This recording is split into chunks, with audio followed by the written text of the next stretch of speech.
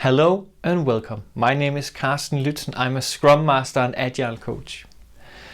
Today I'll share this model called the conflict staircase. It exists in many flavors. I've just chosen one. And if you like these videos, please subscribe and share. That would be awesome. When we're dealing with teams or individuals, we'll sometimes come across conflicts. It can be big conflicts or it can be small conflicts. And there exists a lot of models and there is a lot of different phrasings for this, but it always centers around some of these concepts. And it's important to remember that a conflict is not necessarily a bad thing. That's also why this one, the disagreement, is in green. A disagreement means that it's a learning opportunity. This is where I might not agree with this person over here, but then if we can align upon it, we've both learned something. We've learned how to communicate, we've learned something maybe around the domain, and we have aligned around that. It's super awesome.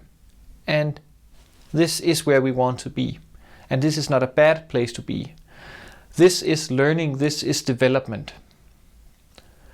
But if we take a step up the staircase, then we go to this personification phase, where we might maybe just, instead of focus on the initial disagreement, we're starting to focus on the person. So he's also a symptom of everything that's wrong.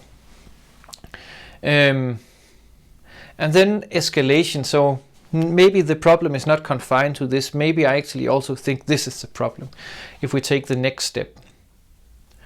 And now the next change is a rather big one and a rather dangerous one. These ones we can dismantle by talking. People might even be able to dismantle them themselves, but they might need some guidance. This one is more difficult. So that is when people stop talking together. That is dangerous because we always want to have open communication, but if people are not communicating, then oh my. Here we really need to spend a lot of time and effort into de-escalate it into this and hopefully further along down onto this and maybe also completely off the staircase. But again, after this, we have several steps ending with this open hostility and polarization, and this is where things are really blowing up and people are almost digging trenches in the offices and stuff like that. But before we go to that, we can use our coaching toolbox to try to de-escalate.